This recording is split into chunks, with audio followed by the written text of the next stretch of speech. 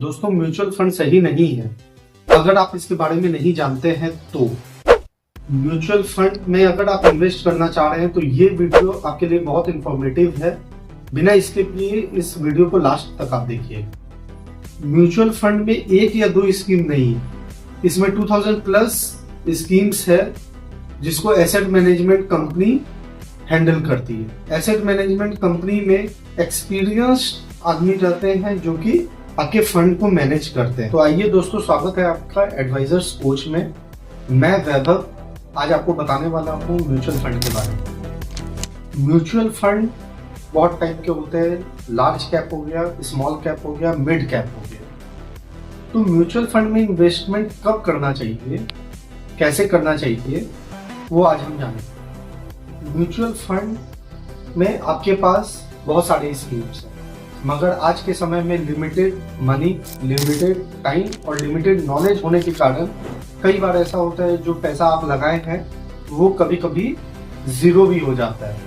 इसका मतलब है जितना आपने इन्वेस्ट किया वो उसका वैल्यू इन्वेस्टमेंट वैल्यू से भी कम हो जाता है। ये इसलिए होता है जब आप प्रॉपर नॉलेज के साथ म्यूचुअल फंड में इन्वेस्ट नहीं करते। म्यूचुअल फंड एक तरफ रिस्की तो है, वहीं आपको हाई रिटर्न भी देता है इन कंपैरिजन विद आप एफडी या अदर गवर्नमेंट बॉन्ड्स के मुकाबले। अगर आप देखिए तो सही से म्यूचुअल फंड में पैसा लगाया हुआ पैसा ग्रोथ आपको देगा ही देगा दोस्तों।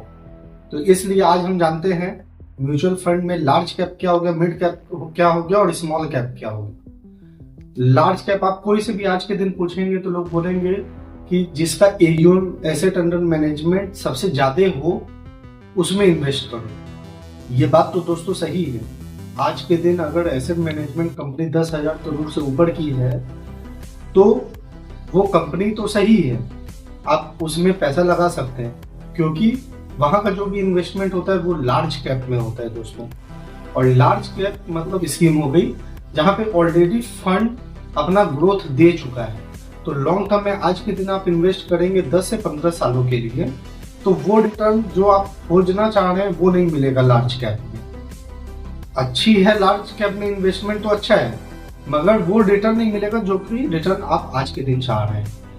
हाँ, वहीं पे अगर आप मेरे से पूछेंगे तो मैं अगर इन्वेस्टमेंट करूंगा तो वो मिड कैप और स्मॉल कैप में करूंगा।